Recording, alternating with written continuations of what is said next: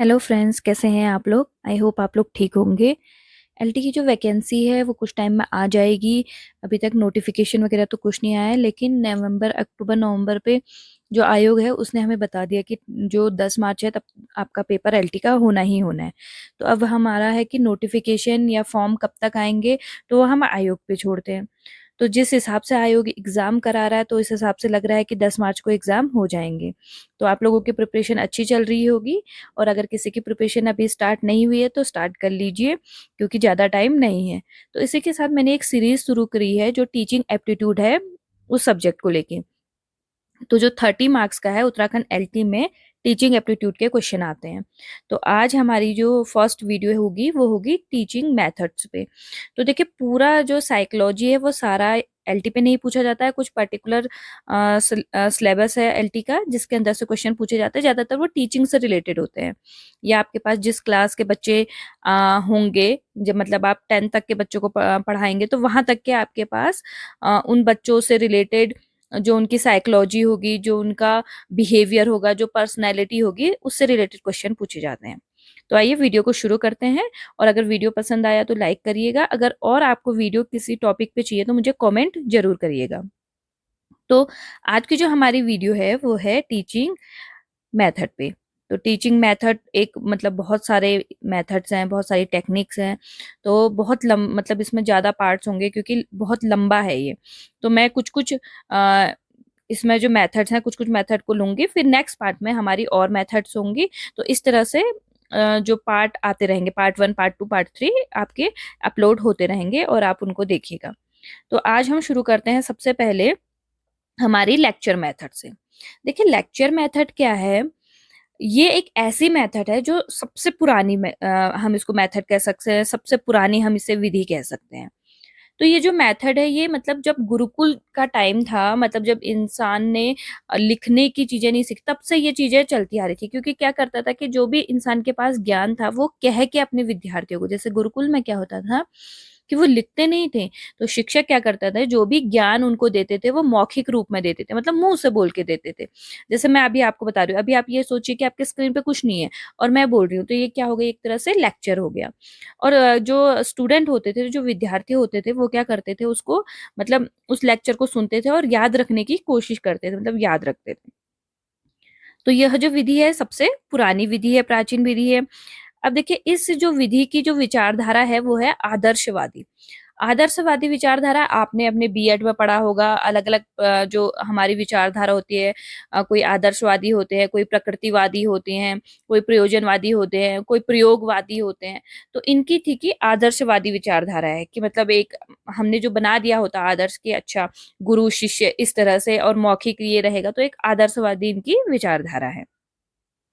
दूसरा देखिए, इस विधि में क्या होता है, इसको ना हम एक तरह से बहुत अच्छी विधि नहीं कहेंगे, क्योंकि यह विधि जो है वो बाल केंद्रित नहीं है।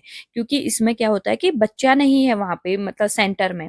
कौन इसमें मुख्य भूमिका निभाता है, शिक्षक मुख्य भूमिका निभाते हैं। तो हमने भी देखा होगा, हमने भी अपने स्कूल में लेक्चर मेथड बहुत ज्यादा यूज होती है अभी भी।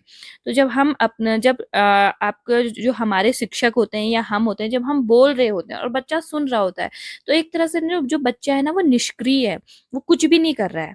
तो जब बच्चा निष्क्रिय है तो और शिक्षक सक्रिय है, तो यह कैसी विधि हो गई, यह विधि हो गई आपकी जिसमें शिक्षक केंद्रित विधि हो गई। इसमें बाल केंद्रित विधि ना होके ये कैसी विधि हो गई आपकी, शिक्षक केंद्रित विधि हो गई। तो देखिए, इसमें क्या है, इस विधि में अध्यापक आपके सक्रिय होंगे और छात्र क्या होंगे, एक श्रोता के रूप में छात्र इसमें होंगे।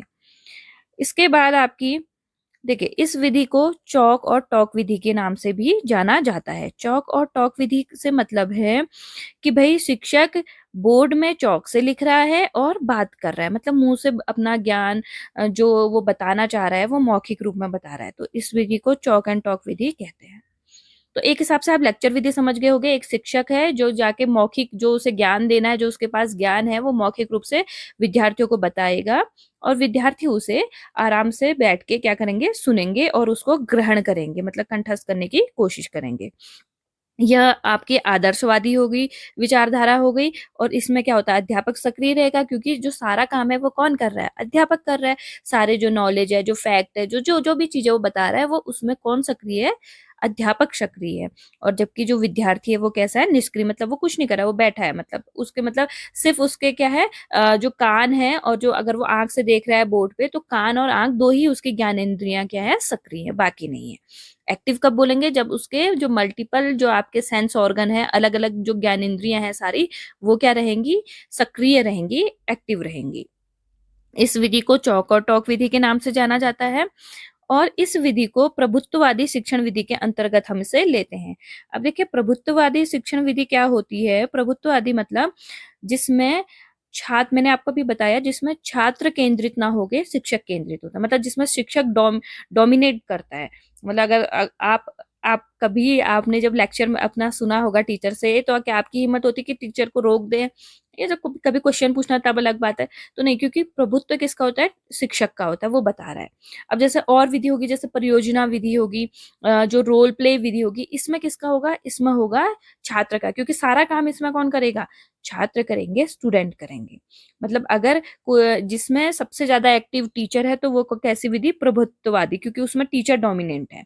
और जिसमें छात्र होंगे वो हो जाती है जनतांत्रिक विधि। दो विधियां होती है, सबसे पहले प्रभुत्ववादी विधि और जनतांत्रिक विधि।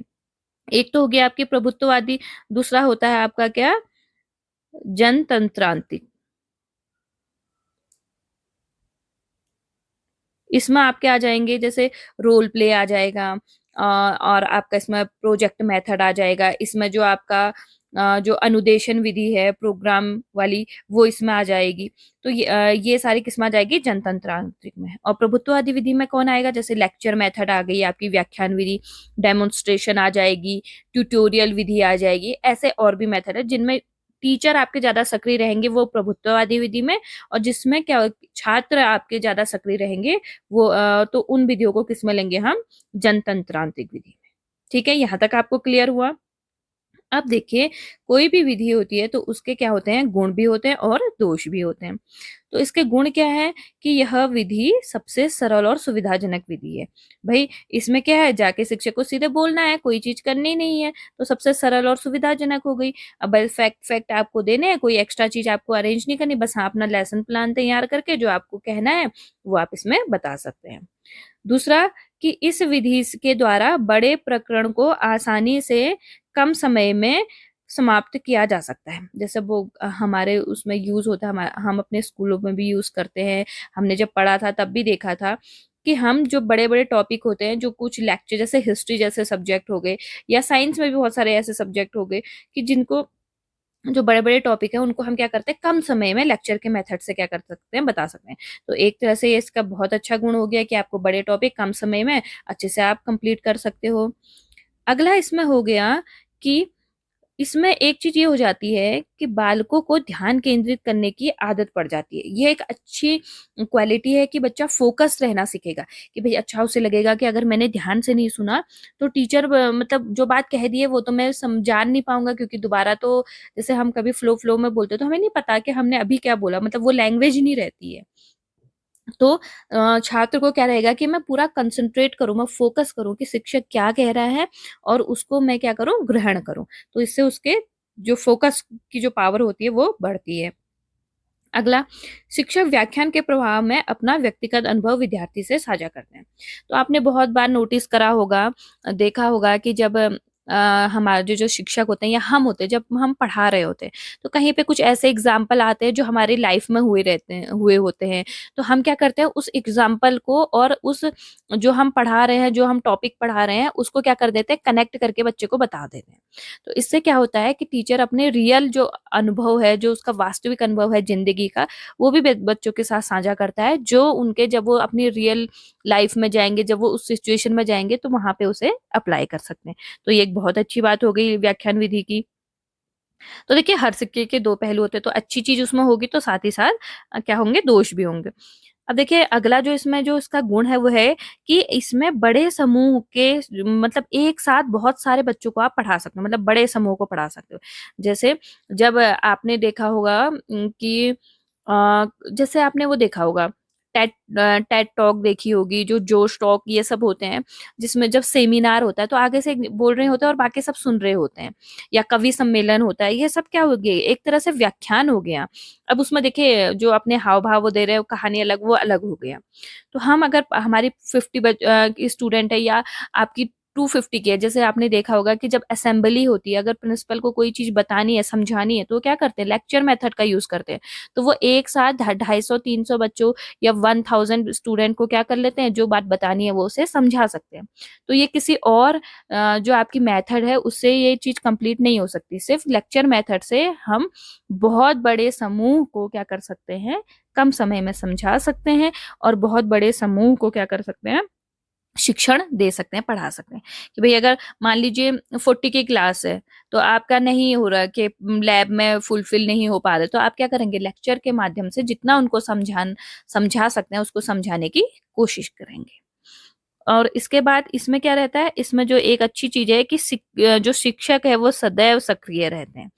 भाई उनको पता है कि अब मैंने जाके बच्चों के सामने 1 घंटा 45 मिनट या 30 मिनट लेक्चर देना है, मैंने व्याख्यान करना है, तो उस टॉपिक के बारे में क्या करेंगे, उस पहले से प्लान करेंगे, उस टॉपिक के बारे में सर्च करेंगे, बच्चे उनसे कोई क्वेश्चन पूछेंगे तो उसके लिए प्रिपेयर रहेंगे। तो टीचर हमेशा इसमें अलर्ट रहता है, सक्रिय रहता है, तो वो अपने आप को क्या करता रहता है, हमेशा इम्प्रूव करता रहता है अपने आप को, और जो नॉलेज है वो क्या करता रहता है, अपने मतलब ग्रहण करता रहता है। तो मतलब कोशिश में लगा रहता है कि उसकी जो टीचिंग है वो इफेक्टिव हो, और एक तरह से बहुत एक्टिव रहता है। तो ये इसके क्या हो गए, मेरिट हो गए। अब हम आते हैं इसके दोष में। देखिए इसका सबसे जो दोष है वो यह है कि यह जो छोटी कक्षाएं होती है आपकी, क्लास फर्स्ट सेकंड, और इसमें आप लेक्चर मेथड का यूज नहीं कर सकते, क्योंकि बच्चे को आपने कॉन्सेप्ट समझाना होता है। आपको बच्चे को जो होते हैं, जो रियल लाइफ मतलब बेसिक बच्चों को बताना होता है। जब आप बच्चा छोटा होता है तब हमें उसे क्या बताना होता है, बेसिक बताने होते हैं। तो जब बेसिक बताने होते हैं तो उसमें लेक्चर मेथड का यूज नहीं कर सकते, और वह छोटे बच्चों के लिए, क्योंकि कुछ वर्ड होते हैं, कुछ चीजें होती है जो बच्चे नहीं समझेंगे, उनके लिए आपको कोई प्रैक्टिकल करना पड़ेगा, कुछ रोल प्ले करना पड़ेगा, कुछ प्रोजेक्ट देना पड़ेगा, या आपको क्या कोई स्टोरी सुनानी पड़ेगी।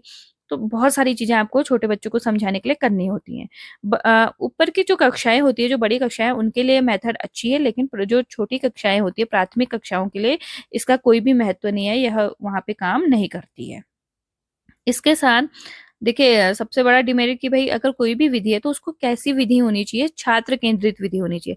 लेकिन यह कैसी विधि है, अध्यापक केंद्रित। अध्यापक केंद्रित विधि है तो यह प्रभुत्ववादी विधि के अंदर आ गई, है ना। प्रभुत्ववादी जो विधि है उसके अंतर्गत कौन आई, व्याख्यान विधि, क्योंकि इसमें शिक्षक क्या होगा, डोमिनेंट होगा।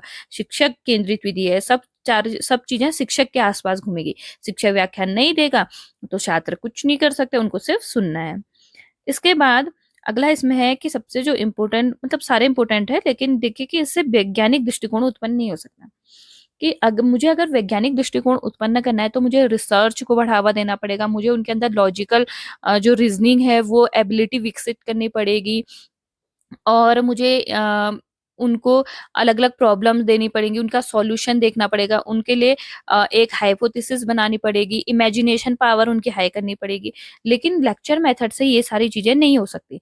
तो जिस वजह से जो वैज्ञानिक दृष्टिकोण है, तो वह क्या होता है, डेवलप नहीं हो पाता है।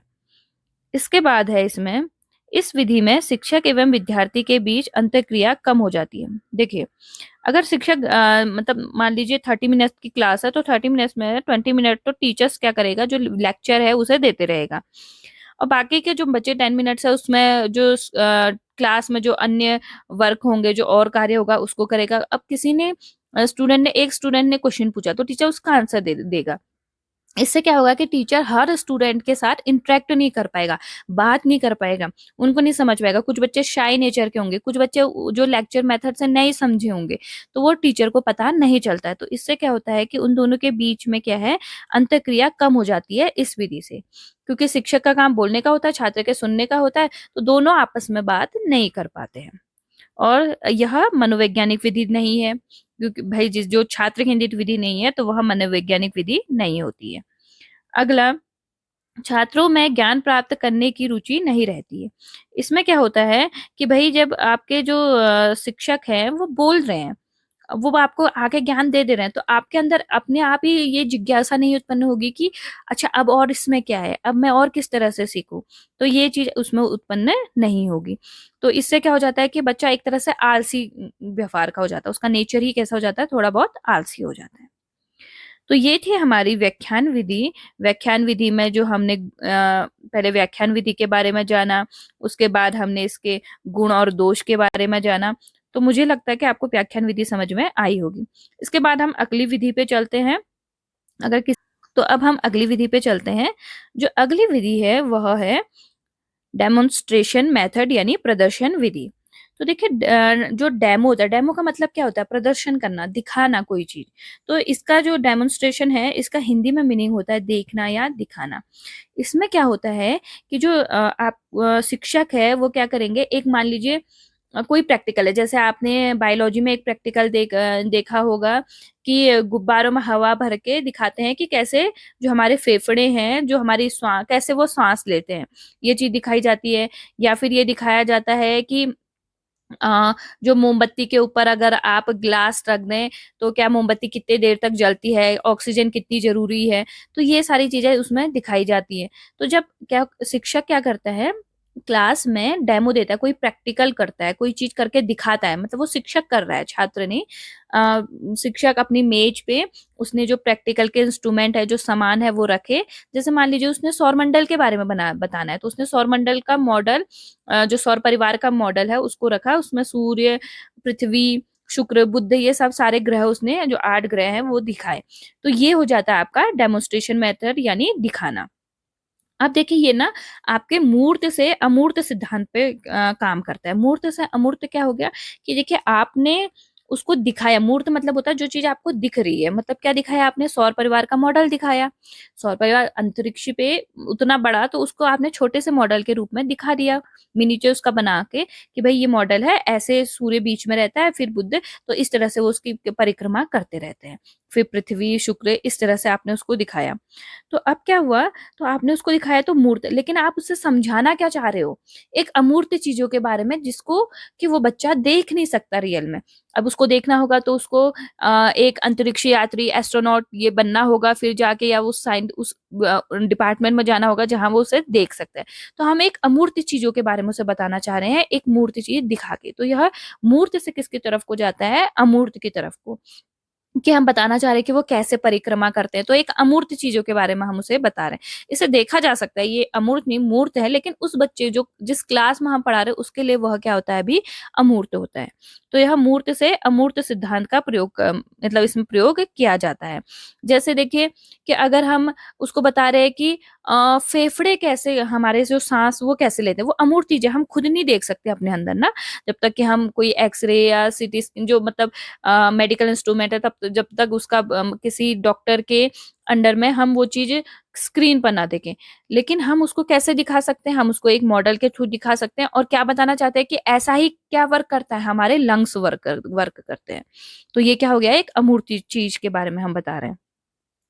तो इसमें क्या है, अगला इसमें आ गया कि प्रदर्शन विधि में शिक्षक विद्यार्थियों के सामने प्रयोग का प्रदर्शन करता है एवं उससे संबंधित विभिन्न पक्षों की व्याख्या करता है, जो मैंने आपको बता दिया कि अच्छा बताएगा कि अच्छा ये सौर मंडल है, ये सौर परिवार है, सूर्य इसके मध्य में रहता है, चारों ओर इसकी परिक्रमा करते हैं। तो जो मॉडल दिखा रहा है, जो डेमो कर रहे हैं, उसके बाद उसकी क्या भी करते हैं, व्याख्या भी की जाती है। अब देखिए इस विधि के कुछ मेरिट्स होंगे, कुछ डिमेरिट्स होंगे, जो हर विधि के आप देखोगे। तो यह क्या है, छोटी कक्षाओं के लिए उपयुक्त है, कि छोटी कक्षाओं में बच्चों को डेमो दिखा के उनके जो कॉन्सेप्ट है उनको क्लियर करा जाए, उनको छोटी छोटी चीजें बताई जाए अच्छे से। तो छोटी कक्षाओं के लिए ये बहुत अधिक क्या है, अच्छी मेथड कही जाएगी। इसमें इस विधि में समय कम लगता है और छात्र स्वयं देखकर सीखते हैं। आपने एक टॉपिक जैसे सौरमंडल पढ़ाना है, अब मैं अगर मैं उसे लेक्चर के माध्यम से देना चाहूँ तो थोड़ा बड़ा हो जाएगा, कि मुझे अब मैं उसको मॉडल के उससे दिखाऊं, तो मैं आराम से बच्चों को दिखा के क्या हो जाएगा, वो जल्दी उसको समझेंगे। अगर वो टॉपिक मान लो 40 मिनट में बच्चे समझ रहे थे, तो उसको 15 मिनट में या 10 मिनट में या 15-20 मिनट में बच्चे क्या कर लेंगे, समझ लेंगे, तो समय कम लगेगा। और दूसरा क्या होता है कि छात्र देखेंगे उस मॉडल को, तो वह देख के सीखेंगे कि भाई क्या हो रहा है, रियल में कैसे हो रहा है। तो वो जब देख के सीखेंगे तो इंटरेस्ट उनके अंदर जागेगा, उनके अंदर क्वेश्चन आएंगे तो वो क्वेश्चन पूछेंगे। तो ये लेक्चर से अच्छी मेथड मानी जाती है। इसमें क्या होता है, दृष्टि एवं श्रवण इंद्रियां अधिक सक्रिय रहती है कि बच्चा देख रहा है प्रैक्टिकल को, और उसके जो कान से सुन रहा है कि क्या मेरे टीचर कह रहे हैं, और उसके बाद वो ये भी देख रहा है कि किस तरह से ये जो प्रैक्टिकल है या जो डेमो है ये किस तरह से हो रहा है। तो उससे क्या होगा कि उसकी जो नॉलेज होगी वो परमानेंट होने के उसके ज्यादा चांसेस होते हैं। अगला कि यह विधि अन्य विधि से कम खर्चीली होती है। देखिए, एक तरह से कम खर्चीली है, एक तरह से अधिक खर्चीली भी है। कम खर्चीली क्यों? क्योंकि अगर शिक्षक ने खुद उस चीज को क्या करा, प्रैक्टिकल करा, तो वो एक ही मॉडल में पूरे बच्चों को समझा दे रहा है। तो इस वजह से वो क्या, आप कार्डबोर्ड से भी बना सकते हो, तो मतलब इसमें बहुत कम खर्चा लगता है। लेकिन अगर यही हम हर बच्चे को दे दें, तो इसमें क्या हो जाएगा, जो खर्चा है वो बढ़ जाएगा। अगर ये हो जाए कि इंस्ट्रूमेंट अगर हमने ध्यान नहीं दिया, टीचर ने ध्यान नहीं दिया, तो बच्चे ने कोई इंस्ट्रूमेंट ऐसे हिलाए, मतलब बहुत बड़ा प्रैक्टिकल था तो टूट गया, तो क्या हो जाएगा, उसमें लागत ज्यादा आ जाएगी। तो ये दोनों इसके पक्ष हो गए कि आपको अगर सावधानी से करेंगे तो ये कम खर्चीली है, अगर आप इसमें सावधानी नहीं बरतेंगे तो ये आपकी अधिक खर्चीली भी हो सकती है। इस विधि में शिक्षक के साथ साथ विद्यार्थी भी सक्रिय रहते हैं। तो ये पूरी हमारी जो विधि है इसको पढ़ के हमें समझ में आता है कि भाई शिक्षक तो प्रैक्टिकल कर रहा है, लेकिन विद्यार्थी भी उतने ही इंटरेस्ट के साथ उसे देखते हैं और समझते हैं। तो इसके बाद इसमें एक और इसकी जो गुण है वो है, इस विधि के माध्यम से पाठ अधिक रुचिकर हो जाता है। अब क्या कहते हैं, अगर आप किसी चीज में किसी चीज का डेमो दिखा देंगे कि ये चीज इस तरह से होती है, इस तरह, तो वो अपने आप ही वो टॉपिक क्या हो जाएगा, बहुत ही ज्यादा इंटरेस्टिंग हो जाएगा। बहुत उसमें बच्चे इंटरेस्ट लेने लग जाएंगे कि अच्छा, अच्छा कैसे फिर सौर मंडल काम करता है, अच्छा कैसे हमारे लंग्स काम करते हैं, अच्छा कैसे ऑक्सीजन जो होती है जलने में कैसे हेल्पफुल होती है। तो ये सारी चीजें उसमें क्या करती हैं, जो चैप्टर होता है उसको इंटरेस्टिंग बनाने में हेल्प करती है। इसके बाद अगला आता है हमारा इसमें दोष, कि इस विधि के दोष क्या क्या हैं, मतलब क्या इसके डिमेरिट हैं। तो सबसे पहले है, इस विधि में क्या होता है कि जो मैंने बता दिया कि जो प्रयोग है वो क्या कौन करता है, शिक्षक करता है, जिससे कि सभी विद्यार्थी को प्रयोग करने के अवसर प्राप्त नहीं होते। कक्षा में उपस्थित सभी विद्यार्थी उस प्रयोग को नहीं कर सकते, बस वो देख सकते हैं। तो ये इसका डिमेरिट हो गया, क्योंकि जब हम खुद करेंगे तो हम ज्यादा अच्छे से सीखते हैं। देखिए, सुनने से अच्छा, सुन के तो हम सीखते हैं, उससे अच्छा हम देख के सीखते हैं, लेकिन देखने से भी अच्छा हम किससे सीखते हैं, जब हम करते हैं खुद उस चीज को। उसके बाद है, संपूर्ण पाठ्यक्रम को इस विधि से नहीं पढ़ाया जा सकता। देखिए, हर चीज का आप डेमोन्स्ट्रेशन नहीं दे सकते हैं। कुछ टॉपिक ऐसे हैं जो लेक्चर के थ्रू हो सकते हैं, कुछ स्टोरी टेलिंग के थ्रू हो सकते हैं, कुछ टॉपिक आपके प्रोजेक्ट के थ्रू हो सकते हैं, कुछ टॉपिक आपके और कुछ टॉपिक आपके किसके आप उसमें कोई असाइनमेंट वर्क दे सकते हैं, इससे हो सकते हैं। और कुछ आपके डेमोन्स्ट्रेशन से हो सकते हैं, कुछ लेक्चर कम डेमोन्स्ट्रेशन, मतलब लेक्चर भी हुआ और डेमोन्स्ट्रेशन भी हो गया, दोनों चीजें हो गई, इससे भी हो सकते हैं। तो सारे हम इसको पूरा जो हमारा चैप्टर है या पूरा जो हमारा करिकुलम है, हम डेमोन्स्ट्रेशन से नहीं कर सकते, कुछ कुछ टॉपिक हम डेमोन्स्ट्रेशन से कर सकते हैं। इसके बाद इसमें क्या होता है, इसमें भी देखिए ये शिक्षक केंद्रित विधि है, यानी प्रभुत्ववादी, क्योंकि इसमें सारा काम कौन कर रहा है, शिक्षक कर रहा है। इसमें व्याख्यान से जो स्टूडेंट जो व्याख्यान विधि में निष्क्रिय थे, इसमें थोड़े और सक्रिय होते हैं, लेकिन ज्यादा सक्रिय इसमें कौन है, अभी भी शिक्षक है। तो यह प्रभुत्ववादी विधि के अंतर्गत आ गया। और इसमें देखिए, जो मैंने अभी आपको बताया कि कार्य करके सीखने के लिए कोई स्थान नहीं है, कि बच्चा करके नहीं सीख रहा है, वो बस देख के सीख रहा है, सुन के सीख रहा है। तो इस वजह से जो सबसे परमानेंट हमारी जो नॉलेज को रखता है वो होता है लर्निंग बाय डूइंग, कि हम करके सीखें, तो वो चीज इसमें अप्लाई नहीं हो पाती है। इसके बाद अगला है, इस विधि में व्यक्तिगत विभिन्नता का कोई स्थान नहीं है, जिसके कारण मंदबुद्धि बालक अन्य विद्यार्थियों को क्या होते हैं, से पिछड़ जाते हैं। अब देखिए, जब आप डेमो दे रहे हैं तो हम उसमें ये नहीं देख रहे कि डेमो और व्याख्या से कौन सा बच्चा अभी भी नहीं समझ पाया। हमने सारे बच्चों को एक साथ डेमो दिखा दिया, हमें नहीं पता कि कौन कितना समझ पाया, किसको किस पार्ट में दिक्कत आई। तो हमने, क्योंकि इंडिविजुअल जो डिफरेंस है, जो व्यक्तिगत भिन्नता है कि हर बच्चे के सीखने का स्तर अलग अलग होता है, उसको हमने ध्यान नहीं दिया।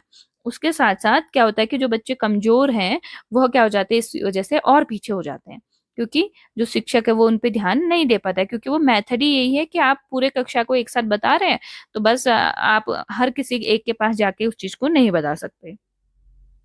उसके साथ कि ये बात ये हो गई है कि आपके सभी विद्यार्थियों को उपकरण के विभिन्न अंगों को देखने व जानने के अवसर प्राप्त नहीं होते हैं। क्यों नहीं होते हैं? क्योंकि मैंने कहा कि कुछ प्रैक्टिकल बहुत महंगे होते हैं। डेमोन्स्ट्रेशन में ये होता है कि एक चीज़ें रख के दिखाई जाती है कि ये इस तरह से है। आपने भी देखा होगा कि आपके विद्यालय में जब कोई आते हैं तो बाहर से कुछ लेके दिखाते हैं आपको, तो वो आपको छूने का मौका नहीं मिलता कि वो किस तरह से है, क्योंकि वो बहुत कॉस्टली होता है, जिस वजह से उन्हें भी डर रहती है कि वो कहीं खराब ना हो जाए। और कुछ-कुछ ऐसे प्रैक्टिकल होते हैं जिन हर बच्चे को प्रोवाइड कराए जा सकते हैं।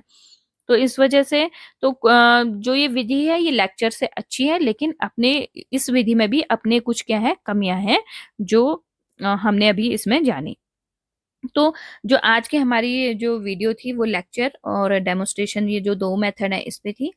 आई होप आप लोग को समझ में आया होगा। अगर कहीं पे कोई भी दिक्कत आई या कहीं पे आपको लगा कि ये चीज़ मुझे समझ में नहीं आई तो कमेंट करिएगा। अगर समझ में आई तो वो भी बताइएगा कि आपको वीडियो कैसी लगी। अगली जो वीडियो है वो बहुत जल्द आएगी, जो इससे आगे के हमारे होंगे आई थिंक ट्यूटोरियल वाला ट्यूटोरियल मेथड होगी एंड असाइनमेंट मेथड और रोल प्ले मेथड, ये इससे अगली वाली जो हमारी टीचिंग मेथड होगी उसकी वीडियो आएंगी। और आपको किस टॉपिक पे चाहिए वो आप मुझे कमेंट करिएगा, मैं कोशिश करूंगी जो अगली वीडियो है उस मतलब मेथड्स के बाद जो वीडियो बनेंगी वो आपके टॉपिक पे बन जाएंगी, जिससे कि आपका जो एलटी का सिलेबस है वो कवर हो जाए। तो फिर मिलते हैं अगली वीडियो पे, तब तक आप मेहनत करिए और वीडियो को पसंद करिए। बाय।